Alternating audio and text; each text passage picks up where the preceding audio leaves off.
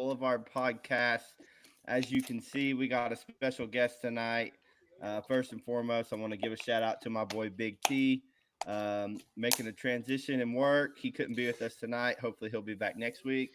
But we have went and got our boy B Magic, Notre What's up, Dame, y'all? Auburn super fan. He's gonna fill in tonight, and we're excited to have him, and maybe for a couple more to end this season. So, and we always got my boy Jose repping the Ole Miss tonight.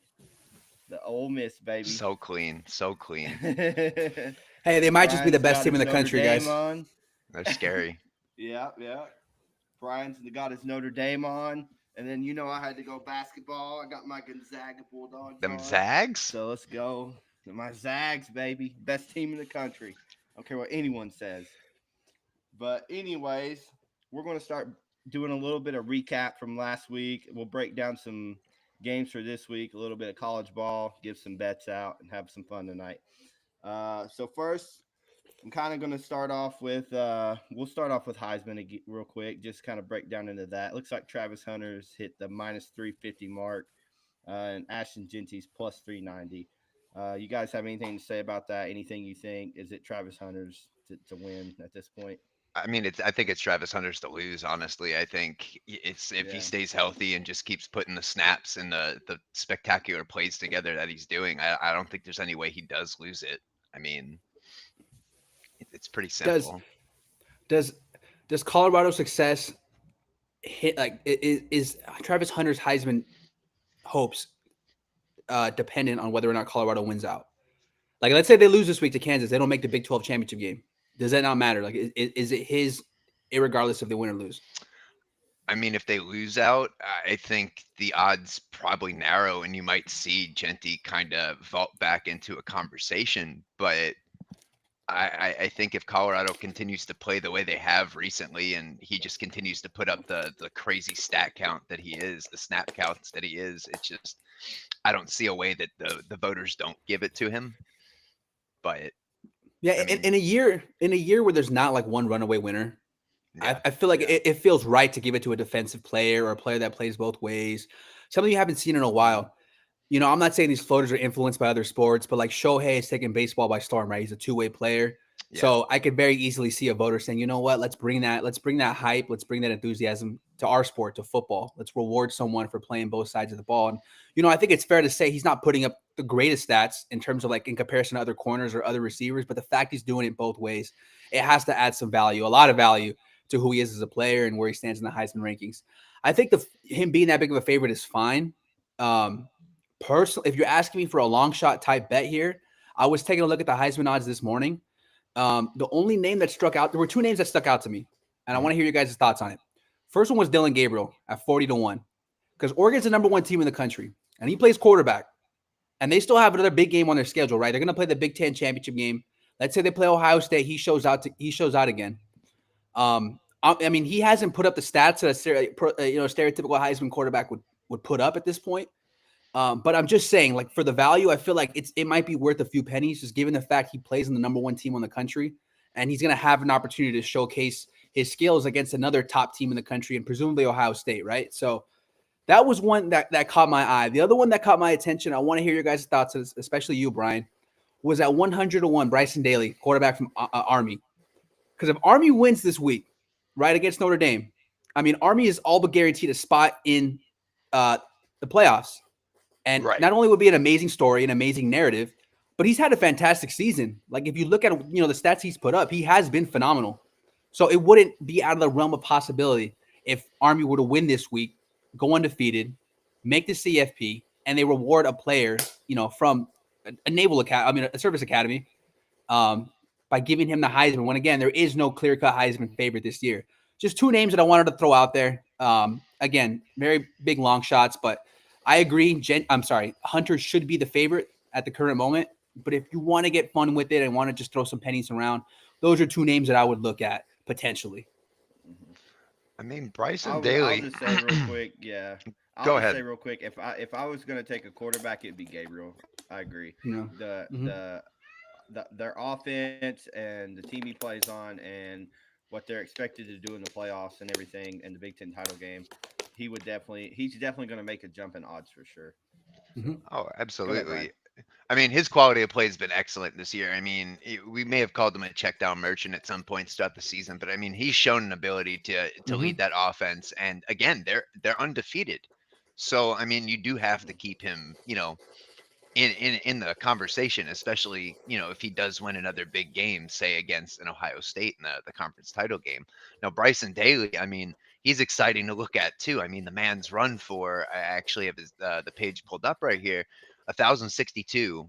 1,062 yards this season, and 21 touchdowns. He's also got 7 passing touchdowns to 1 interception.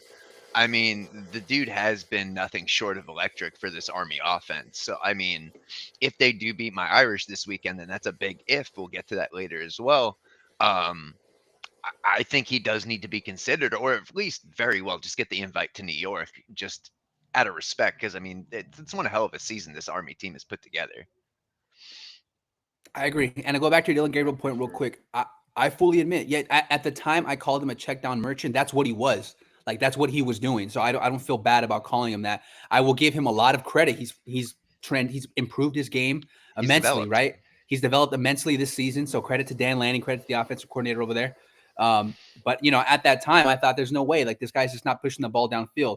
They have real, and again, going forward next year and the years on for Oregon, as far as Dan Lanning is the coach, Oregon, as far as I can tell, will always be a shell. Will keep everything they have close to chest until they actually have a big game to play. Once they start playing credible opponents, they're going to start showing what they actually got. You know what I mean? So these last few weeks, Oregon really hasn't been tested against Wisconsin, right? They actually had a decent test, but it wasn't a team that you would ever say like, oh yeah, this team is on Oregon's caliber. So I'm curious to see what Oregon has up their sleeve when they start playing against Ohio State again, when they make the playoffs and play against these credible top tier opponents. So I know Oregon's like the number 1 team in the country, but not everyone is, not everyone actually agrees that they are the best team. Everyone says it's a wide open season this year, but I don't know, guys. They've been the most complete team in my eyes, and if they have stuff up their sleeve, I mean, that's only going to improve their stock, in my opinion.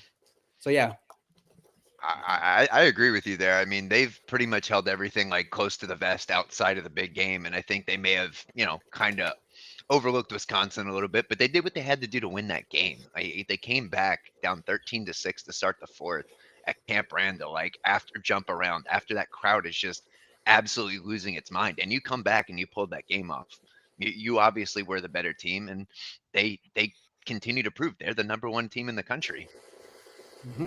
And they're nursing some injuries right now too. They are. Yeah. But we'll move on here. We got some coaches' comments I want to talk about, and then we'll get into the college football bracket.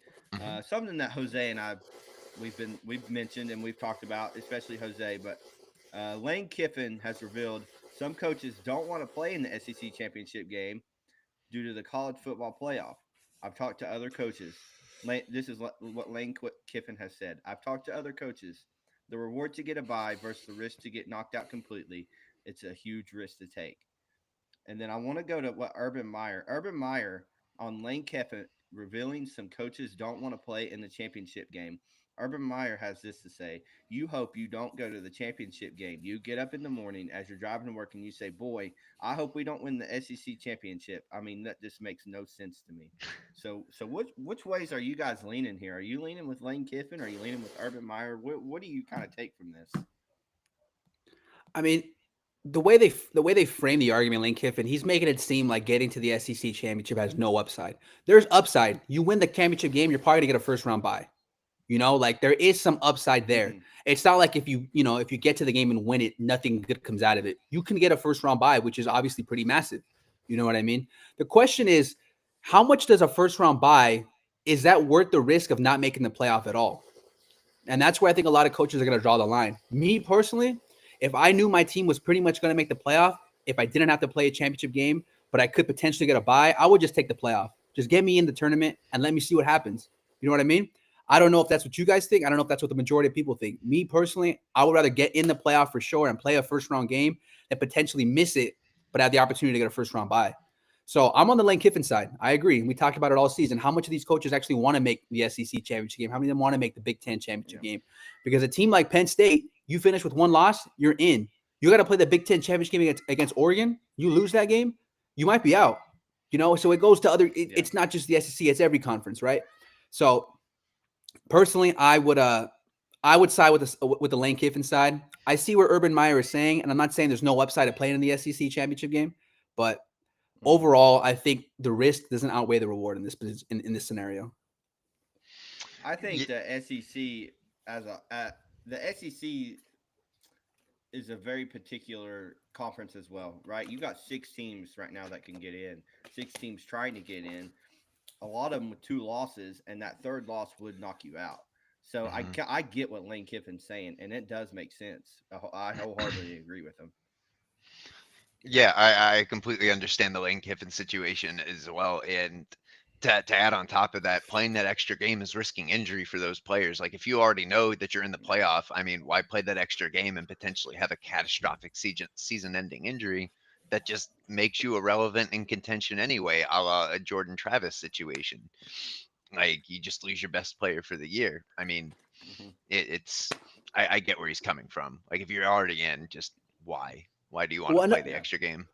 Another question we could ask ourselves is: let's say Oregon, right? They've already clinched the Big Ten champ. They're going to be in the Big Ten championship game. They go into that game 12-0. John, you as someone who is currently holding a Ducks ticket, would you prefer Dylan Gabriel to sit that game? Would you prefer all the star players to sit that? Sure. They're already in. If they lose that game, they may not get a first round bye. What do you want? You know, as someone who's actually invested in the futures market with one of these teams, I would rather them go into the playoff with Gabriel, regardless of the bye or not. I mean, and Tez Johnson and Jordan James and all of them, I would rather them go in with their best players. I would take it as a bye week and rest them. I don't care what anyone thinks. I don't know. I know Dan Lanning's not going to do that, but regardless, that's what I would want them to do, and that's what I would hope some of these teams would do. I agree. All right, so now we're going to move into the bracket here for a little bit, play a little game, and I also have a question I want to ask you guys. The first thing I'll ask the question here, right? There are 12 teams out of the top 12 teams. 2 teams have 1 win against bowl eligible teams. Who are those 2 teams? Out of the top 12 teams, 2 teams only have 1 win against bowl eligible teams. Boise. Boise has 4 wins against bowl eligible teams. Wow. I want to say, I mean, would Indiana be 1? Indiana's 1. They have 1 win against a bowl eligible team. Well, then it's got to be, if it's the big Penn State, right? Penn State has 3 wins against bowl eligible teams. Okay. Oh, Texas. Tennessee. No, it's Tennessee. Oh, I thought it was Texas. Texas has 2. The Vols have 1 win against a bowl eligible team right now. That's wild. Do you want to talk Tennessee right now? Because we could talk Tennessee. Tennessee shouldn't be in the playoff right now. No. Yeah. They should not. Like, they I don't know how they're in this. Like, you know, like a team like SMU who's out. Now, yeah. Now, there's 2 teams that have 5 wins against bowl eligible teams. Bama. Notre Dame. And Notre Dame. 5 wins against bowl eligible teams. So now I go into the question, a little game I want to play of would you rather? Would you rather see Indiana or Tennessee get in? Indiana.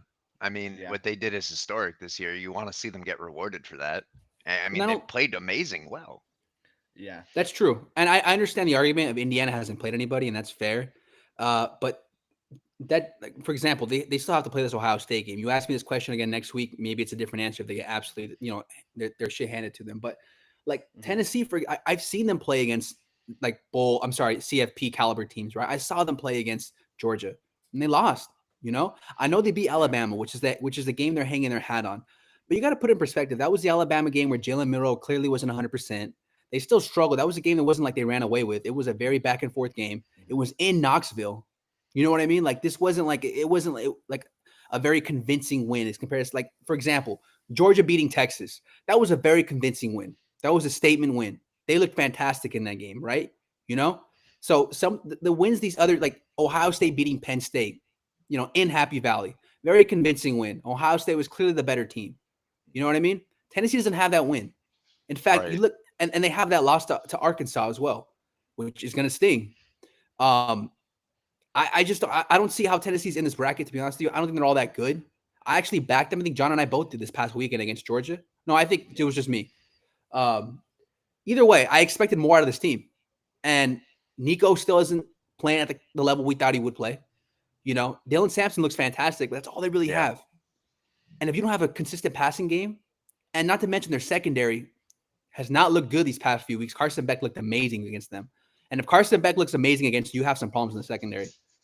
I just don't see enough out of the squadron to comfortably say this is a CFP caliber team. They have the brand, they have the fan support and recognition that maybe the committee will give them over an Indiana, a one-loss Indiana team. But if you're asking me personally, I think Indiana clearly should be in over Tennessee at this point. Oh, absolutely. I Okay. don't think there's any argument.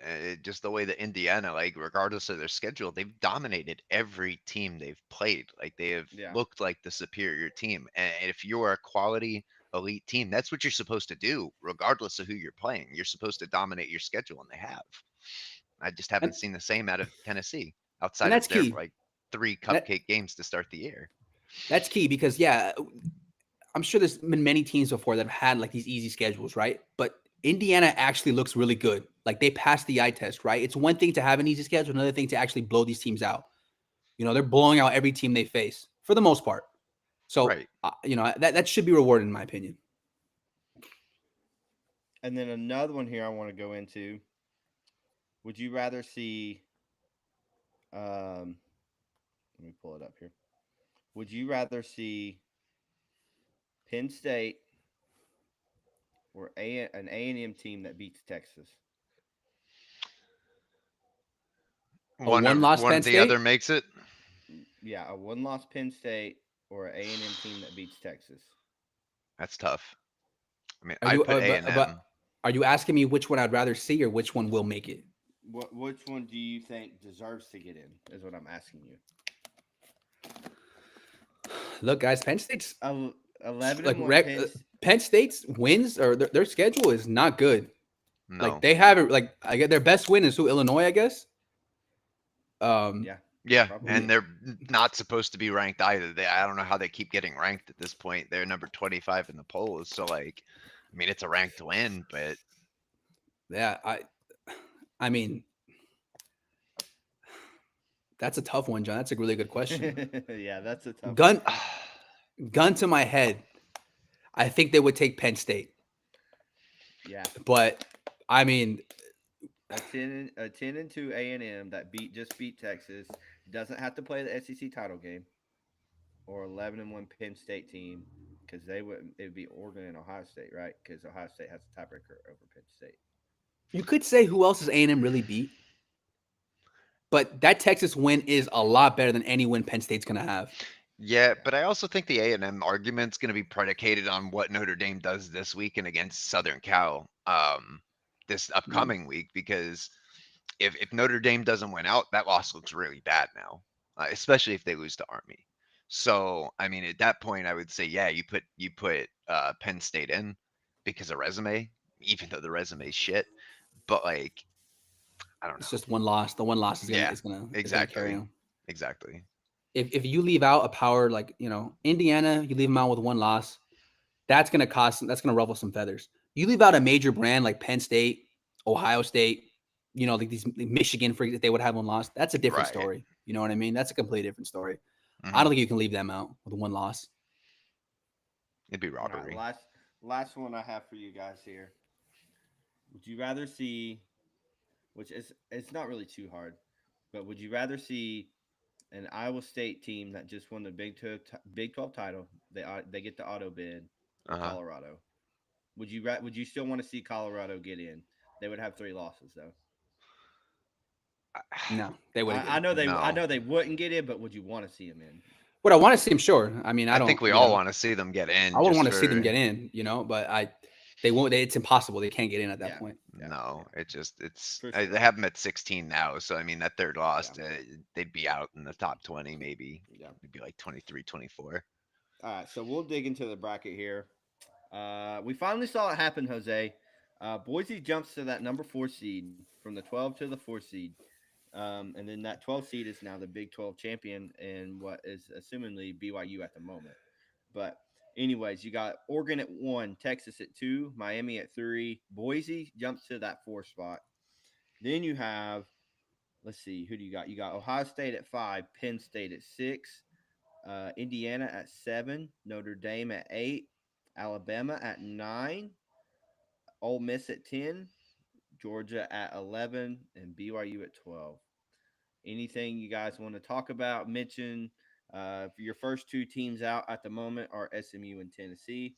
I'll kind of throw some things out there real quick and let you guys go at it. I think SMU will give Miami a run for their money in the ACC title game, and they might steal that bid. I think Boise is right where they belong in that 4 seed. I would put them over probably any Big 12 team at the moment. Um, and then other than that, I think Indiana probably doesn't want to see Ole Miss round 1, and Alabama Notre Dame would be one hell of a matchup. Yeah, I agree with that last part a lot, but I think the biggest thing there for that game is the fact that it's at South Bend. It's not at Mm-hmm. Bama. Um, and I think the really scary thing about that is like, I mean, you saw the Tennessee players on the sideline at Sanford, right, this last week, freezing, complaining about the heaters not working. It was 55 freaking degrees in Sanford that night. Really wasn't that cold. Now, not the same team, but kind of built the same way. A lot of these Southern kids, like on these schools, are from the South. Like they're not used to freezing temperatures. Now throw them up at South Bend, middle of December, 15-20 degree night. Like how are these kids gonna fare? Like it makes for a very interesting matchup. Like do you even throw the ball if you're Bama, or you just stick to the ground and just kind of ground and pound it? And it like kind of makes for a very interesting matchup with Bama's front line and Notre Dame's front seven. So I think that'd be fun one to watch. And pertaining to the bracket itself, we had discussed this, I want to say like a month or so, right, John, about the possibility of Boise State getting a bye. Yeah. We had been saying that, the Big 12, like there's no one that's really like far and away the best team. I know BYU they're still in first place, but we had been writing them off for a while now. We had said they're kind of the fraud team, one of the bigger frauds in the country. So we had discussed this as a possibility for a little while now about Boise State potentially stealing one of those buys. Do I think they can hold on to it? That's a good question. I don't know. Like Colorado, right? Let's just say they win the Big 12, right? They went out, they beat Kansas. Now we know Kansas is a good team, but their record doesn't indicate they're a good team, and that's what the committee's looking at the end of the day. So it's not like they're going to gain a whole bunch of points from beating Kansas. Their only the big game left would be in that championship game, which I think right now is going to be the way it looks. I would assume it's going to be Arizona State that they would play against. I can't imagine beating Arizona State is going to propel you to a higher level, right? Arizona State's not like a very highly ranked team. They weren't a team that was looked at in the preseason or given like a preseason bias. So I really think if Boise State wins out and handles business, they're probably going to make the CFP. They would probably benefit more if UNLV was their opponent in the Mountain West Conference game, a championship game. Because I think as it stands right now, it's Colorado State. No disrespect to Colorado State. We're fans of that school, on this podcast. We root for them. But unfortunately for them, the Mountain West would greatly benefit by having UNLV Boise State in the championship game, not only for ratings, but it would propel or boost Boise State's overall, ratings in regards to just overall analytics. Like that's the better matchup that's the better opponent. It would look better on paper when it's all said and done. So if Boise can get UNLV in that championship game and knock them off again, I would assume as it stands that they would end up with that last bye, which is massive for their program and massive for the G5 in general. I mean, if you're a group of 5 team who has a legitimate opportunity at competing, I mean, you're not just playing for that 12 seed. You actually have a chance to get one of the top 4 seeds in the country, which is big for your program. Yeah, I agree with that, and I want to go over one more comment here mentioned by SEC analyst Paul Feinbaum, and let you guys kind of break it down and tell me what you think here. Paul Feinbaum says the committee cannot be serious. There are football coaches on this committee, and there's no way these football coaches can tell me or anyone else with a straight face they think Indiana, Penn State, and Miami are better than Georgia and should be ranked higher than them in the bracket. John, what do you think about it? Go ahead. You break that down yourself. I think that Georgia has, as even though they're SEC school, they played some talented teams this year. They've had a gauntlet of a schedule. They haven't shown what they needed to show other than this last week, and even then, we've kind of talked about, Tennessee. It really hasn't beaten anyone good other than Alabama, and it was with Milroe not 100%. You would expect Georgia to win that game. The books expected Georgia to win that game pretty handedly, and they did. It's the first week Carson Beck's actually looked somewhat decent of a quarterback. So I wouldn't put him over Indiana or Miami. I would put him. I think Penn State is too high, personally, but I wouldn't put him over Miami or Indiana right now. I agree. I agree with that. It's that sentiment. I agree with you. Yeah. All right. Well, we're going to start breaking down some games this week, and we're going to go into the big one to start the week, which is Indiana versus Ohio State. Jose, I'll kind of let you start on this, and tell me what you think about this Indiana Ohio State game. What are we looking at right now? 13.5 or 13? Let me pull up the live line real quick. We are looking at a 13 over under of 51.5. Kind of a lower over under. But really interesting game to talk about, guys. Really interesting game to break down. I can't wait to watch this one because we got to find out if this Indiana Cinderella story is, the real deal or is the clock struck midnight. Look, you can't overlook the success that Curt Cignetti's had, this year. And we talked about it in the preseason, right, John? We were very high on this hire. We had this ranked as our best overall hire in the preseason. He's lived up to expectations and then some. For Indiana to even be in this position, to be in the conversation of making the first ever 12-team CFP is monumental for their program because this is an afterthought in regards to Big Ten football, right? This is a basketball school through and through. I want to give all the credit to the players, to the coaches, to the coaching staff, everybody top to bottom. Fantastic season they've had, right? I understand the schedule hasn't been that good. It's been very poor, to be honest with you, in regards to other power conference schedules. But they have done what they needed to do. Curtis Work has looked fantastic, right? He had legitimate Heisman aspirations before he got injured. He has fit the bill for them. The running game has been great. Receivers have been really good.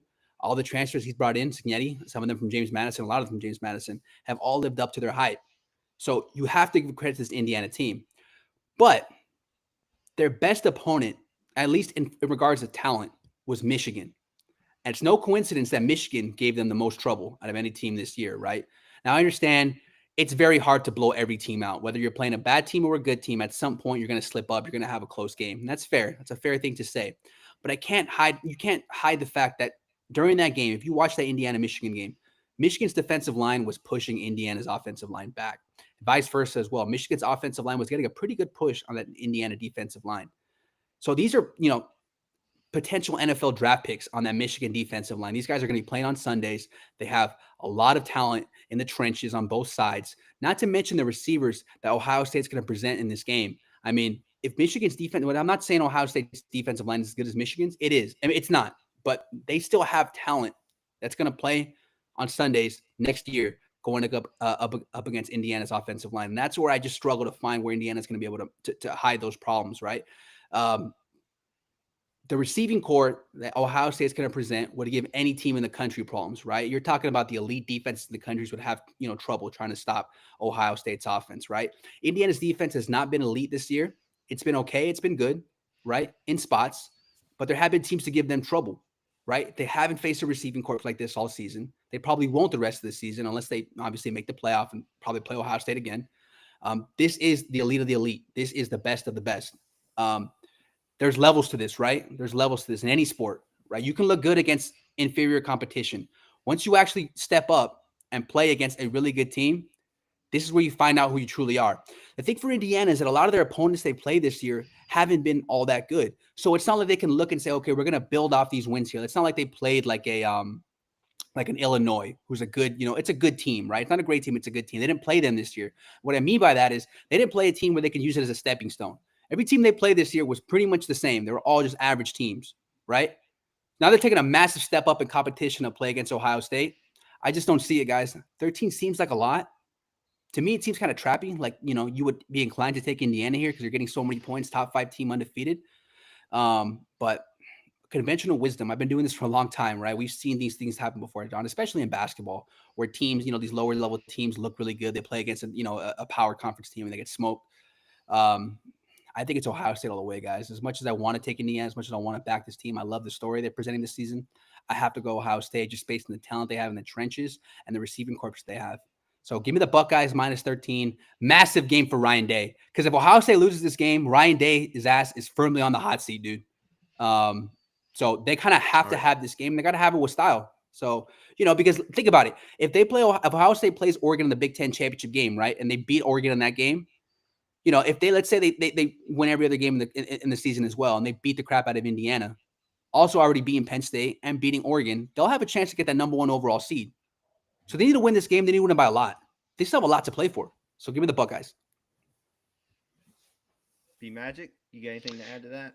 Yeah, I definitely do. I mean, looking at this game, I think you're right. Like the line does just look, pretty big, and you would think, top 5 undefeated team. You think they're going to cover, and I myself really like my heart is telling me like take the Hoosiers. They're a team of destiny, but at the same time, like the logical side of my brain is telling me that there's just too many stars on this Ohio State team for Indiana to deal with. Like they're good, but are you good enough to stop Jeremiah Smith? Are you good enough to stop Quinshon Judkins? Like, and everything else that they have on that team to throw at you, and you haven't seen a defense like this outside of Michigan. So I have to lean the Buckeyes here. I don't know. I don't think Indiana knows what they're getting into with this one. I won't make a play here, but if I had to make a play, I would probably be on Indiana, just for the sheer fact of I do think they're good enough to hang here, defensively and offensively. But I will not make a play on this game. But before we get to our next game, we got a comment here. Is it fair to say that Tulane is the best G5 team in the country right now? Jose, I'll kind of throw this one at you. Tulane against Boise. That's what would you make that line, and what do you think about that? Hypothetically, is Tulane the best G5 team in the country right now? Tulane has been playing a lot better, guys. Yeah, they've been looking really good. They just throttled a Navy, I believe it was. Mm-hmm. Is it fair to say Tulane is the best G5 team in the country right now? If they played on a neutral field right now, I would make that line Tulane -1. Yeah, I would have it as a pick 'em. I agree. Yeah. So is it fair to call it? Just a little too late for Tulane, though, is the problem. Yes, but if Boise State were to slip up anywhere, and let's just say Notre Dame handled business against Army, I think Tulane would probably be the next team in, guys. Now that Wazoo lost, Wazoo lost to New Mexico. I want to give a shout out to New Mexico. I would say yes. I would say as of right now, Tulane is probably the best G5 team in the country. And I think that if Boise State slips up, Tulane might find themselves in the playoff. Yeah. John, what do you think? I agree. I think it'd be a pick 'em. I think it'd be a heck of a game to watch. But I would agree that Tulane's playing some of the best G5 ball right now. I wholeheartedly agree. It's a great comment, and you guys can keep firing them at us, and I will get to them as soon as we finish some breakdowns. Great question. Next game up here, we have Colorado at Kansas. Spread is 3. Over under 59.5. Colorado's favored here, -3, going to Kansas. Jose, I know you have a play on it. Let's hear it, big guy. Yeah, the only reason I'm wearing an Ole Miss jacket is because I don't have a Kansas one. Otherwise, I'd be wearing that. I have been driving. No, listen, John orphaned that team. I took them over. I said, you know what? I'm going to step in and take care of this team because they had no father. John, for some reason, left them. I took them over. I was on them against Iowa State, and they came through, right? I was on them against BYU last week. Anybody doesn't watch that game, I'll be the first to admit, Kansas got lucky. They got a couple breaks. But it was due for that regression because BYU's been lucky all year. You know what I mean? Like it was due to the ball to bounce against BYU. Jalen Daniels, I didn't know. I mean, I knew he was a great quarterback, fantastic punter as well.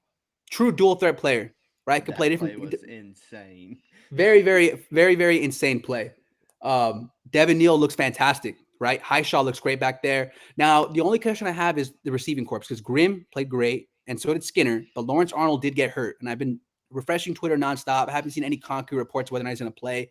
Left that BYU game, didn't come back. If he plays, obviously that's great. But this Kansas team has one of the best teams in the Big 12 the last few weeks. In fact, you can make a very strong argument they are the best team in the Big 12, just based off the last 2 or 3 weeks of this season. So, yeah, I'm going to back them here against Colorado as well. I said in the last podcast, I thought this line would be a pick. That's what I made it as, a straight pick 'em. I'm getting Kansas +3 right now. You have to take the field goal, guys. Think about it. Colorado, who's their best win this season? Like, who has Colorado really beat? Honestly, like, who would you guys say, oh, yeah, this is the best team Colorado beat? I mean, Because I know my answer. I would say North Dakota State. Yeah, probably. you're probably not wrong. Like, that's probably their best. Now, I'm not trying to knock Dion. Fantastic. He's done a lot better than what I thought he was going to do this year. Again, Shador has played great. Travis Hunter's probably going to win the Heisman. You know, like, they have looked much better than what we thought. We all thought they would, right? We thought this team had talent, but could they put it all together for the course of an entire season? We thought, no, he has really shut us up. And if he gets a better job, a bigger job next year, more power to him, right? But this Colorado team still has some of the same concerns I've always had. Their offensive line can't trust them. Defense is a little bit shaky. Jalen Daniels playing at a high level right now. Devin Neal is running the ball extremely well. Again, Kansas receiving corps is honestly one of the most underrated receiving corps in the country. Like, they have 3 legitimate players on the outside that can create separation and go out there and win a jump ball as well. I think now's the perfect time to sell Colorado. Again, tail end of the season, don't have too much depth, haven't really played anybody, right? The best teams they played, North Dakota State, it was a dogfight. And I guess besides that, their best team they played was probably Baylor. And keep in mind, it took two Hail Marys to win that game, one at the end of each half. Also, they fumbled on the goal line in overtime when they were about to walk in for a touchdown and tie the game, potentially winning on the next play. So it's not like they've looked amazing in any one of these games against these top tier competition. Going up against a Kansas team right now that's coming in extremely hot, extremely underrated. I'm getting 3 points at home. John, you know how much I love Kansas right now. I can't go against them. So give me the Jayhawks getting 3 points. I think they win this game outright. And they're kind of that spoiler team this year that's wrecking everybody's CFP hopes. First it was Iowa State, then it was BYU. Now I think Colorado will fall victim to them. B Magic, you got anything to add to that? Yeah, I mean, I'm leaning with Jose again here. Like, I really just, I think Colorado's magic, it may just be about to run out just because Kansas is playing some of the best football I've seen them play all year. Like, they are significantly better than the 4-6 that they are. Like, this Jayhawks team, I mean, they were forecasted to be an 8, 9, 10 win team. Like, they were supposed to be a very good football team, and they just couldn't put it together for a few weeks. And now they're just playing high level football on offense and defense. I believe in this team. I think Jose again was right. Like, there's still some issues with this Colorado team in the trenches on both sides of the ball, and I think they may find those same issues again this week. I think Kansas. They're also playing at Arrowhead, if I'm correct, right? That's Kansas' home site for this point. Yeah. Like, Yeah. I think the crowd is going to pack in there, and it's going to give them a really raucous home environment, and I think that's going to be a lot for Colorado to deal with as well. I think Kansas wins this game outright. Also, for what it's worth, Lance Leopold's got this team buying into the fact that they can still make a bowl game. Like, they're playing very hard right now. They only have 6 losses, right? They win out, they're going to be in a bowl, which, I mean, 3-4 weeks ago would have been ridiculous to even consider if you're Kansas. And he's got them to buy in, so that's key. Also want to point out that where Kansas really slipped up these last few weeks, especially last week against BYU, was in the run game, right? Like, BYU was able to run the ball pretty consistently against Kansas. Colorado does not run the ball, right? They're not a running team. They don't have a run. Yeah. Kansas's best asset on defense are their corners, Kobe Bryant and Melo Dotson. I think Melo Dotson had a pick last week. That's the strength of their team, is their secondary. So Colorado's going to be playing into the strength of what Kansas does well on defense. Colorado can't run, which is perfect for Kansas because Kansas can't stop the run. So, yeah, I think getting the 3 points with Jayhawks here is a pretty good bet, in my opinion. We got a 3 for 3 here. Jayhawks, baby. I'm with you. I'm riding with you again. My Jayhawks, they're back on the map. Jayhawks money line. I was always here. John left them. I was always here. I stayed, dude. I stayed loyal to my team. And you probably shouldn't knock Dion because it sounds like he's going to coach the Cowboys, and Shador's going to be the number one pick for the Cowboys. Dude, I mean, Shador is going to be I don't even know pick. where to go with that. I don't even know where to go with that. I can't believe that it's gaining steam, man. I've been seeing it everywhere lately. Dion Did you to see the this? Cowboys. Did you guys see Shador or this? Travis to the Cowboys.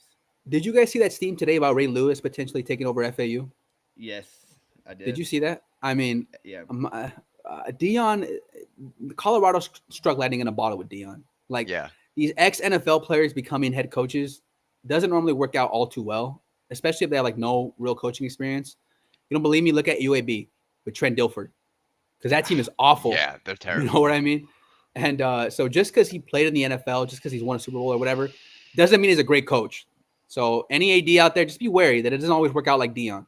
You know what I I mean? do want to shout out Teddy Bridgewater, who took over his former high school team, led them to undefeated season, and won their first round championship games like 69-0. Oh Jesus. So shout out Very to nice. Teddy Bridgewater, man. It was fun watching him when he played pro. But Very nice. next Good up old here, Teddy. we're going to talk about Jose's favorite team in the country. We're going to go to BYU at Arizona State. And BYU opens up as 3-point dogs. Arizona State -3, over under 48.5. Jose, we'll start letting you break this down and kind of go from there. Is this not the fraud bowl? Like two teams who are not as good as our record indicates. Yeah. You know, like with BYU, we had talked about it for weeks how regression was coming, right? They weren't as good as our record indicated. They couldn't throw the ball consistently. Resclaff, the entire game last week, looked kind of lost, to be honest with you. I think he had one drive right before halftime where he was actually making throws, going through his progressions, going through his reads, leading the team downfield. Looked really good. And then he threw a boneheaded interception in the end zone, in the red zone. Like, so I'm just, it's like all that work you just did to get down there, you wasted it. You reverted back to who you really are. Besides that one drive, you really didn't do much. It was kind of just a run game getting it going. Couldn't convert in the red zone. Again, all the luck that was going BYU's way the entire season came crashing down. I don't see how you could back this team right now. Now, Arizona State, also not a team that's as good as the record indicates, but they actually have good players. Cam Scatabo, whatever the running back's name is, very, very solid player. I'm sure anyone who's watched college football this season knows how good he is. One of the best running backs, not only in the Big 12, honestly, in the country. Again, just a really unknown player. Been looking at him. I think he has a real NFL future, guys. Like, he has put Yeah. this team on his back and led them to an 8-2 record. Kenny Dillingham, much respect to you as a coach, taking over, coming up from Oregon. If you would listen to the preseason podcast we did on this one, just be thankful that Tyler doesn't put his money where his mouth is, because he was so adamant that this team was going to win under 3.5 games. He said, I would bet this if I could, but the juice is like -250 on the under, so I can't do it. Thank God, because he would be homeless right now and he wouldn't be doing this podcast forever. He would have no Wi-Fi. This team has proved all of us wrong. Credit to Arizona State. Credit to Cam Scatabo. Credit to Sam Levitt, quarterback for Arizona State, transfer from Michigan State. He's looked fantastic this season. His running game, the fact that he can utilize his legs, has really opened up another dimension of the offense. I think it's going to give BYU trouble, right? Jalen Daniels, we saw him last week move around in the pocket a little bit, extend some plays. I think Sam Levitt can replicate some of that, do more of the same. I have no intention of betting this game. I think both these teams are fraud. I don't want to get involved in this game. If you ask me to who I'm going to bet, it's probably going to be Arizona State, theoretically, for the purpose of this podcast. But I don't have one strong lean either way. I don't believe in any of these teams. But if you gun in my head, I believe in the star player that Arizona State has, and I believe in the coach that they have. So I'll take the Sun Devils, again, just for the purpose of this recording. But I will not be involved whatsoever in the spread. Yeah, I mean, looking at this game, like I just think everything's going to come crashing down for BYU here. I think the monumental letdown of that loss last week is just looming large. I just don't see how they get up for this game. I think Arizona State, I mean, contrary to what you're saying, I think they're a much better team. Now, have they played anybody of note this year? No. I mean, looking at their schedule, I mean, their best wins are against what was at the time a ranked Utah and Kansas State this week, but the rest of their schedule doesn't look all that good. So I think, again, their record may be a little bit inflated. I think it's a close game, but I do think Arizona State wins. No official bet for me either. Hey, what are you thinking, John?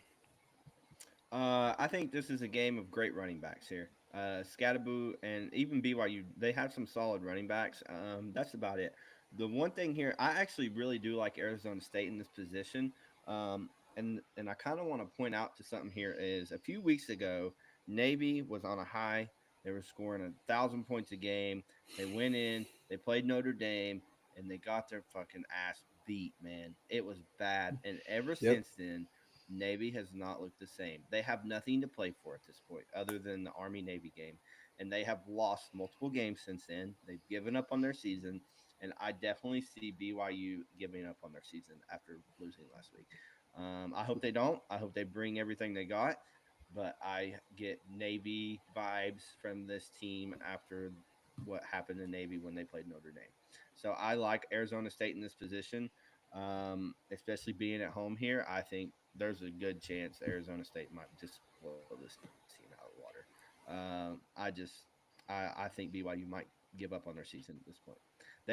I think that they know that they were in by the skin of their teeth. They have pulled off some miraculous wins, and they know it. And it's all coming crashing down right in front of their eyes. So, yeah, I like Arizona agree. State here. I agree. But I'm going to move on to the next game here. Somewhat of a big game. I'll kind of start with this one, and then I'll let you guys jump in. Penn State goes to Minnesota. The line is Minnesota plus 11, over under of 45. I will go ahead and tell you that Minnesota is my dog of the week at plus 330. I love Minnesota in this position. They're playing a lot better ball. They have a great defensive DBs. They have a great defense as a whole. Brosmer's really starting to put it together. Really starting to move the ball. Daniel Jackson's one heck of a receiver. The run game's going. I love this Minnesota team. Short and sweet here. I think that they can hang and even win this game outright. I'm going to be all over Minnesota this week. It's been my favorite play in the last few weeks here is Minnesota against Penn State. So yeah, I love Minnesota here. I think Brosmer gets it done. I love what this team is doing, and defensively, I think that is their strong suit. And Penn State's offense is just not good enough. They are not good enough, and Minnesota's defense is really going to keep them in this game and give them trouble. Regardless of how good Penn State's defense is, I think that they will find a way. They're so methodical running and passing the ball that Minnesota will find a way to for sure cover the 11, but maybe even win this game. Jose, what do you think? Yeah, I couldn't agree more, John. I love Minnesota this week as well. I know it's two different teams, but I was really encouraged last week by the fact that Wisconsin came out and gave Oregon a run for their money at home, because I really thought that was going to happen this week. I thought Minnesota was going to give Penn State a run for their money at home. So the fact these other teams in the Big Ten are stepping up on their home turf and playing against these upper echelon teams very hard. It's motivates me, or it gives me confidence in backing Minnesota here, because I feel like they're going to do the same thing against against Penn State. We talked about how Penn State hasn't played anybody, right? They haven't been tested. The only game they played that was against a really good team, Ohio State, they lost, right? They struggled very bad. I also want to take a look at Minnesota's common opponents here with Penn State. My USC Trojans. Keep in mind, USC took Penn State to the wire. They were up by double digits in that game. They probably should have won that game, to be honest with you, right? Mm-hmm. They took a really good comeback. I'll give Penn State credit. They came back on that game on the road, whatever, they won. But it's not out of the realm of possibility that USC, could have won that game. They should have won that game, right? Well, Minnesota already played USC, and they beat them in Minnesota. So I'm looking at these teams that Minnesota have already played in similarities with Penn State's schedule, and Minnesota's held their own. So 12.5 points seems way too much for me here. It really caught me off guard when I first saw it. I thought this line was going to be around 8, John. Mm-hmm. 7, 8 seems fair. Yeah. So getting 12.5 especially here, being at Minnesota. Yeah, which is going to be a tough place to play, and I'm sure it's going to be a sellout. Minnesota always steps up. We talk about this so many times, right? We've talked about this throughout this, the tenure of this podcast. How we say Minnesota does a fantastic job at getting teams to play on their terms. Like Minnesota wants to slow the game down, they will get other teams to slow the game down. They want to speed it up, they will speed the other team up. I don't know what PJ Fleck does. That's just what it always seems like, right? Minnesota gets the other team to play on Minnesota will dictate the pace of play, and they will get the other team to follow suit. So if Penn State doesn't come out firing, guys, and this thing carries on to the third, fourth quarter, Minnesota is very live to win this game. I had this spot circled for a few weeks now, to be honest with you. I penciled this game as a potential, letdown spot for Penn State here. They're so close to the finish line. They're so close to getting there. Very easily could be let down here. I think they will. I like Minnesota getting the points. And I don't hate sprinkling on the money line here. I think it's 3-1, 3 plus 330, John, you said? Yeah, plus 330 right now. Yeah, I think that's fantastic value for a team that's really live to win at home. So, yeah, I agree. Give me the Golden Gophers. Brian, you Yeah, got I'm anything really to add high to on that? Minnesota. I'm really high on Minnesota as well here. I think Minnesota has an excellent defense, and I still just refuse to buy in on Drew Lar. Like I don't think he's all that good, and I think when tested with an exceptional secondary, which I really do think Minnesota has, I think he's going to struggle. I think if you have to lean on your running game that much, like it's going to shorten the game like Minnesota wants it to, and you have no room for error in that. Like if you have a few 3-and-outs and Minnesota's offense is clicking, I think Penn State's going to be in trouble, and I think the home environment for Minnesota benefits that, and I think Minnesota's going to win this game, like possibly outright, like you said. I think Minnesota's fully capable of winning this game, and I think the matchups on defense benefit them. And I know I texted you and I said I need your dog of the week, and you said Yeah. Minnesota, and I said sorry, I already took him. I was like, damn it, I didn't man. I didn't even know that, but it's good to know that all three of us right away. Like that was if John was going to take mine was Kansas. If John would have taken Kansas, I would have immediately said Minnesota. Right. Yeah. Like I this is a texted great. Brian, no context. I just said I need your dog of the week. He said I like Minnesota. I said sorry, Minnesota's been taken. Yeah, no, I mean they are very live, guys. Like it would not shock me in the slightest. Someone's going to go down in the top 5, top 10 before the season ends. This is a fantastic spot for them And at that's home. going to Again, open it up for one of these teams sitting on the outskirt, like the Tennessee team. I right? mean, it could Tennessee even give us might a just second sneak G5 in. team. Yeah. Good,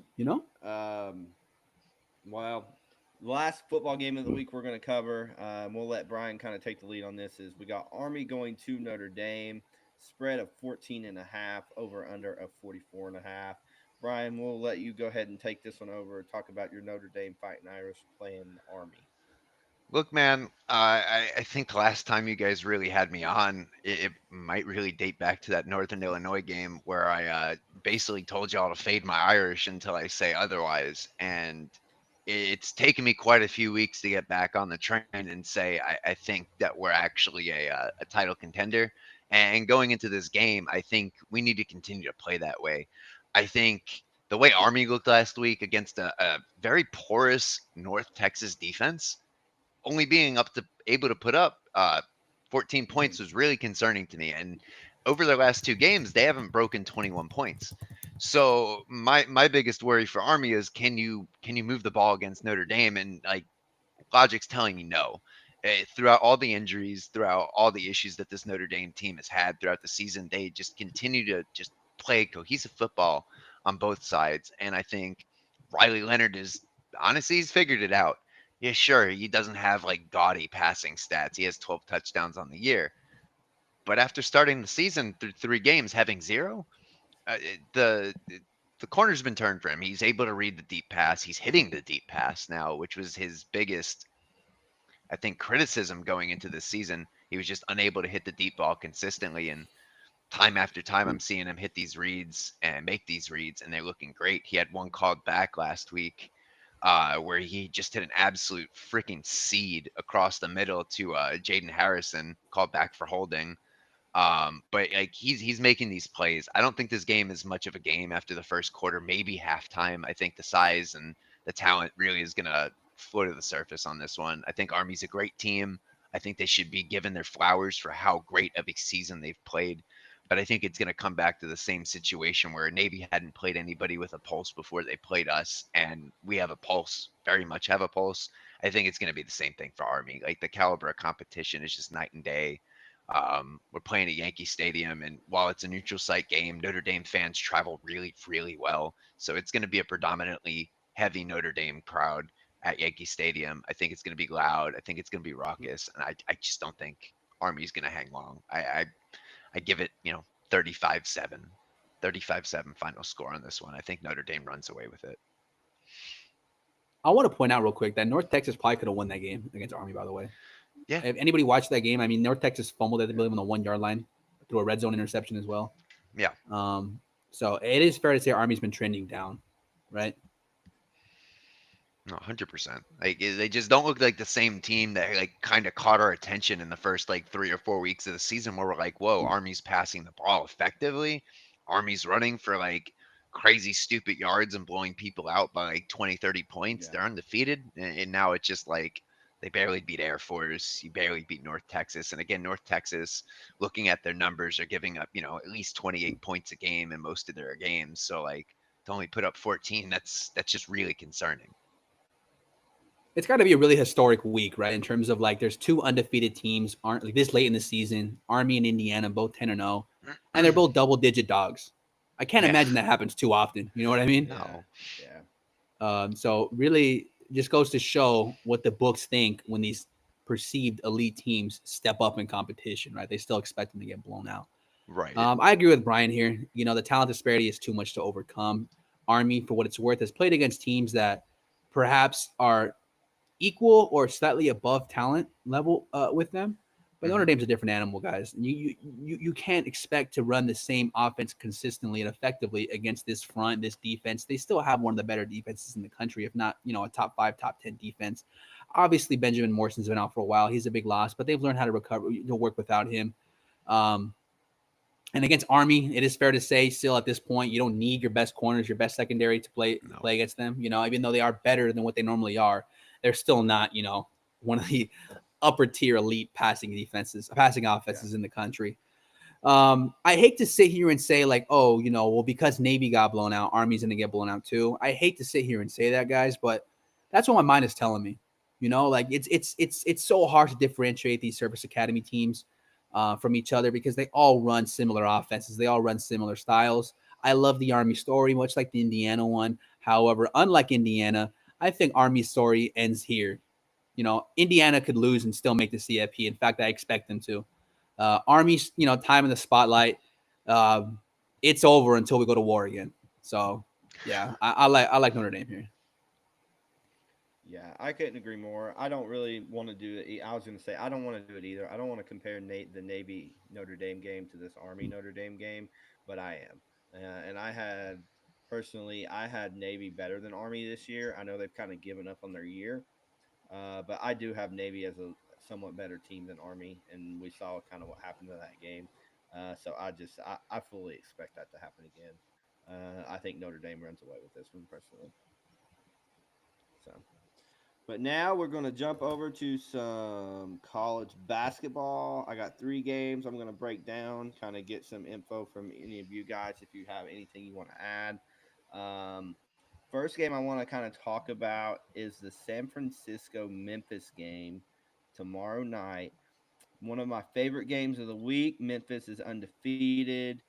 San Francisco undefeated in the West Coast Conference, both boasting pretty good offenses and defenses. Both top 55 teams on the Kim Palm rankings. I don't know what the line is. Like I said, college basketball lines, they drop about 20 hours before games normally. So I have no idea what that line. They're -2. Memphis -2. Memphis is -2. I'm on San Francisco. My projection was it would be a pick 'em at that point. I like this San Francisco team. This San Francisco team always shoots the ball well. They're very well coached. Memphis is one of those teams that bring in a lot of transfers. They got to put the pieces together, kind of mesh and learn. I watched Memphis play North Carolina in the charity game at the beginning of the year. Although a very athletic and talented team, they lack chemistry in that charity game with North Carolina, and you kind of saw that. I don't think that this team has played anyone yet to really show that they have chemistry, that they have built that up yet. So yeah, I'll be on San Francisco here. I think they're alive to win this game. I like San Francisco money line, and I think the line will kind of go towards that way. I had it as a pick 'em. Next game up, going to be one of the best games of the week, if not the best. You got Baylor playing St. John's, and I have that line Baylor -3. Jose, do you know what it is off the top of your head? It was 2.5 last I saw. Baylor 2.5. So the line's right then. that line is right. I'll kind of have to see what happens there. I'm actually a very big fan of this Rick Pitino team, this St. John's team. I think they're very, very good, very well coached. Obviously, um, Baylor is solid, and I backed him after their uh, somewhat beat down against Gonzaga. I backed that Demolition. Baylor team. Yeah, I backed that Baylor team playing Arkansas the next week.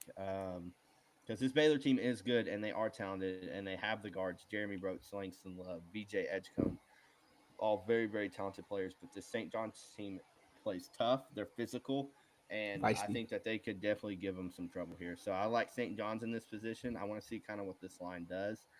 The line's right. I told Jose before the lines even dropped, I had it at -3. He said it was -2.5. So that line is right. Basketball lines move so much though that you kind of have to just keep an eye on them to get the best number. And then Mhm. last but not least, we go to Saturday, Duke at Arizona. Big game here. Arizona just come off a loss recently, I believe. If I'm correct, Jose, right? They just To came off a Wisconsin. loss to Yep, Wisconsin. Yeah, 100 points to Wisconsin. gave up 100 points to Wisconsin. Um, yeah, that's unlike this Arizona team. Let's see. Kim Palms got them. They've dropped a lot. 31st in defensive efficiency, 15th in offensive efficiency, and you got Duke sitting at the number 2 defense in the country and number 10 offensively. And let's say after Duke lost to Kentucky, John Shire brought that team out the next week, and I know that they're playing a good SoCon team. Um, and I believe it was Furman. It was Furman or Wofford, one of the two. But they were playing a very good SoCon team. One of the teams that are favored to win the SoCon. And John Shire had that team defensively ready after their beat down against, not even a beat down against Kentucky, but Kentucky just shot the ball so well. That Kentucky team has hit 10 threes every game this season so far. Very reliant on the three. Anyways, the Duke team, they come out and they played hard, heavy defense and just absolutely blew out that SoCon team. I think it was Wofford. But I don't really know what to think about this Arizona team. I don't know what that line's going to be. I have it as Duke -3. I think it will open up closer to -1, and I will probably be on Duke that game. Jose, you want to add anything to that Duke Arizona game? I would favor Duke in that game as well. In fact, I'm looking to back them. Going back to Yeah, that St. John's game real quick, I will be on St. John's tomorrow. I think it's a fantastic yeah, spot for them. I'm a big believer in Rick I Pitino, what he's agree. doing there. So I will be on St. John's in some capacity tomorrow. But yeah, I'm looking to back Duke as well in that Arizona game, which should be a fantastic game. Yeah. So there you have it. Me and Jose both are back in. We like St. John's here and Duke, and I am on. I like San Francisco. That +2 number. I think that they can shoot lights out. So that's the 3 games I kind of highlighted this week. We already had the Gonzaga San Diego State game. I was on Gonzaga that game. My Gonzaga Bulldogs, baby, still rolling. Um, but Hey, look, yeah, let's give a shout out to Brian. I mean, his Auburn, his other team is Auburn, and they may Yep. be the second best team in the country. Like they they have may a be. ridiculous squad. That team I is mean, insane. watching them play Houston, like that was actually a really, really fun game to watch. Just That the has game of the cohesion year. with that roster, like, is just incredible. That Janai game has. Broom. I watched that entire game, and that game has game of the year written all over it. That was one of the Janai most Broom is the real insane deal. games. Yes. Hey, listen, John can attest. I picked this team to the national championship. At 30-1, I said this is the bet to make. I didn't even bet it. You know, I messed up, but at 30-1 before preseason, I said this is the bet to make right here, guys. This is a real legit team. So Brian, once football season ends, you're gonna have a very, very fun ride in basketball season because Auburn is Perfect. the real deal this year. We'll have you on for some basketball too. I'll definitely do that. That sounds Um, like a blast. let's see what Auburn is now, real quick. Auburn has moved to Hey, on the topic of 16-1. basketball, I know Brian wanted to give a shout out to a certain women's basketball coach over at UConn. Yeah, go Brian, ahead, big if you big wanted to, magic. Yeah, we got to give a shout out to Coach Gino Ariema tonight as he set the NCAA all-times win record with 1,217 in his career, which is absolutely insane. Oh it's yeah, amazing. been doing it Hey, a 11 long time. national titles, 23 Final Four berths, including 15 in the last 16 years, separate win streaks of 98 and 111 games. Like, I mean, that's unreal. Like you never see anything like that. So kudos to that man. Like, I mean, he earned it. On the topic of giving out shout outs, guys, I feel like I have to give a shout out this past weekend. I know we talked about how Kansas came through for all of us. There was the best performance I saw all weekend, the most impressive one by far was Katie Taylor, my girl, going out there and knocking off Amanda Serrano. I'm not here to tell you whether or not that fight was robbed or not. I don't care. They went out there and put on a show. Look, am I biased? Sure, we backed Katie Taylor in this one. I don't care. Even if Serrano would have won, I wouldn't have minded because that was a legitimate fight of the year potential. That lived up to the hype. It was great that was the co-main because the main event did not deliver at all. So thankfully people got their money's worth. But shout out to my girl, came through for us again. John and I have been backing Katie Taylor for years now. And guess what? If she fights again, I'm sure we'll be betting her again.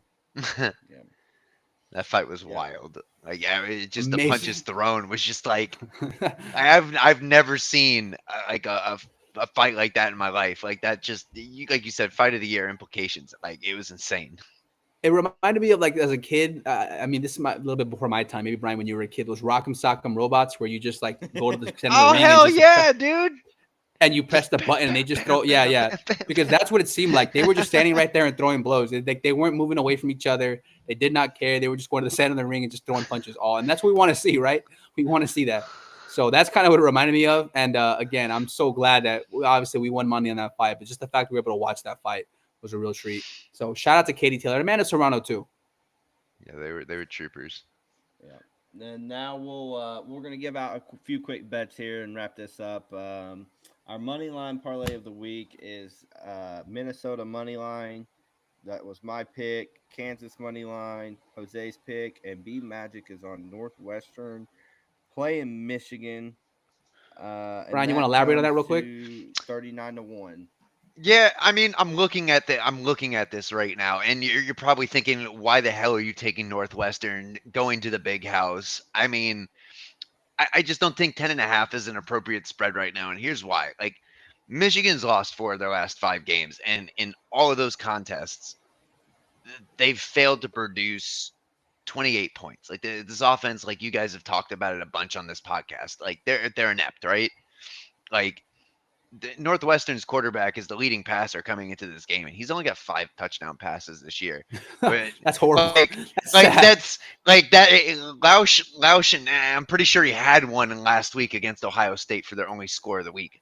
But like, they've shown that they can occasionally put it together, and Northwestern for years has been that team that like you don't want to play late in the year because for whatever reason they decide they want to play top tier football. And I think this is one of those games where Northwestern they put it together. Michigan has another just piss poor offensive performance. It's a close game. It's a low scoring game. It's end of November in Ann Arbor. It's obviously not going to be warm. I think it's just going to be a grinded out, gut 'em out game. It's plus 340 money line here. So, I mean, pans out, it's going to be really good day for you. And I think Northwestern really does have the capability of doing this. Like, after they fired their last coach, everybody thought they were going to, lose out. And what did they do? They wound up going to a bowl game that year. Northwestern is just a team that likes to surprise you. And I think they're going to do it this week. Yeah, so 10 $39-1. Yeah, $10 on that wins you $390. And now we'll kind of go into some bets. I'll throw mine out there real quick. You already heard me talk about Minnesota. I'll be on Minnesota plus 11, sprinkle the money line.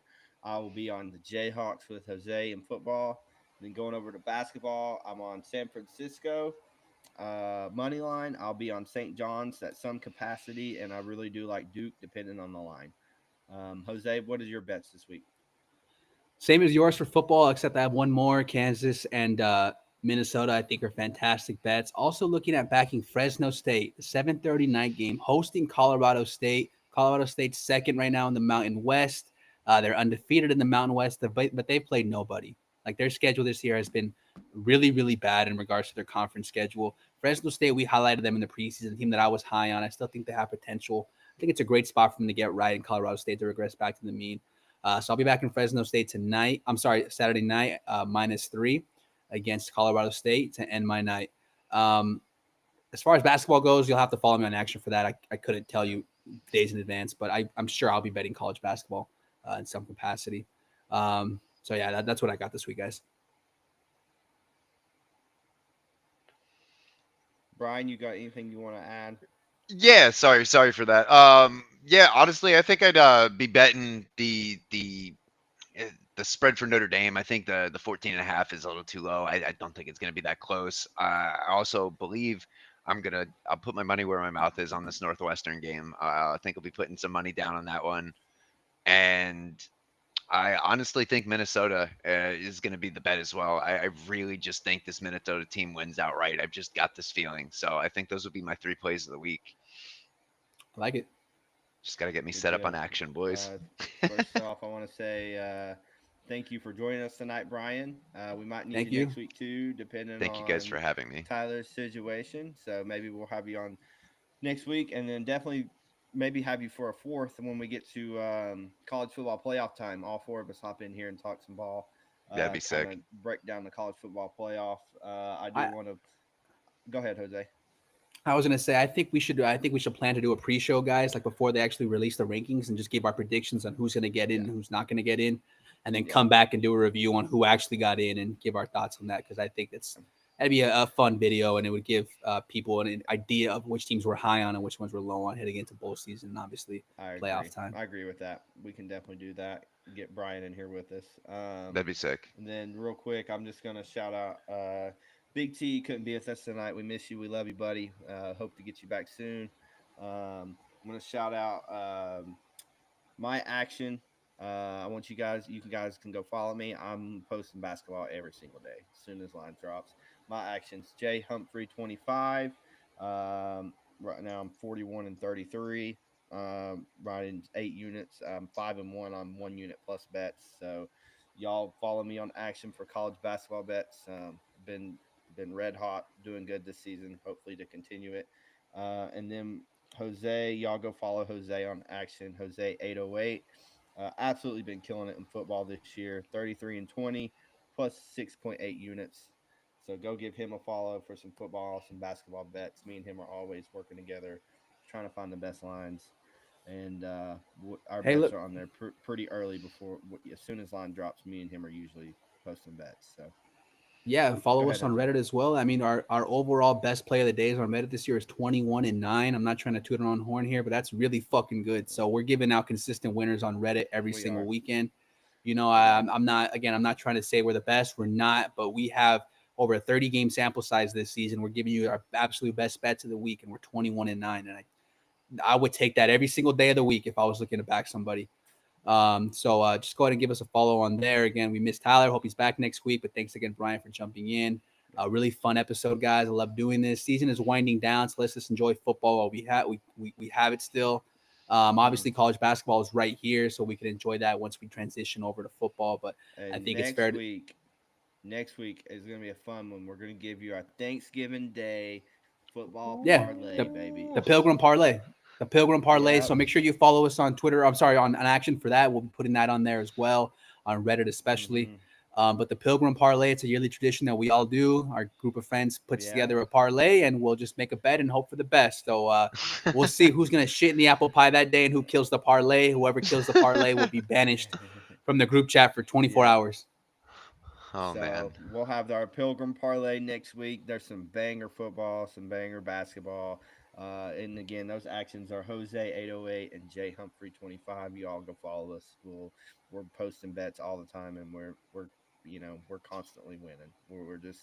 We're very thankful that we get to do this. We love doing it together. Me and Jose have been together a long time doing this, and I appreciate him. And we're going to keep doing it and posting winners. So y'all follow us. We'll be back next week, maybe on Tuesday with a holiday. Jose, what are you thinking? I'm thinking Tuesday right now, as it currently Yeah. stands. But we will be back again, and Yeah. so just be ready for that. I think we might be on Tuesday next week with the holiday. That way we can get our Pilgrim parlay out there. Maybe might be us 3 again, me, B Magic, and Jose.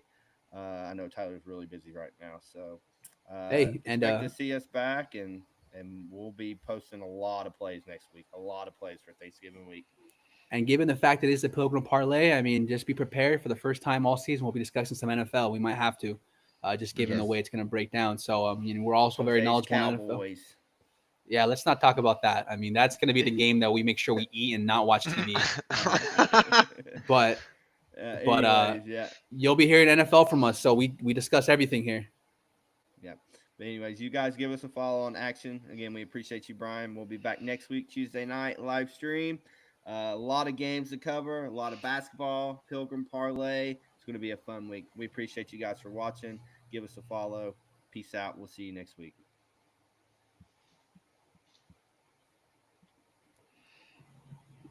Good stuff, guys. Good shit, boys. I got to take a piss so bad.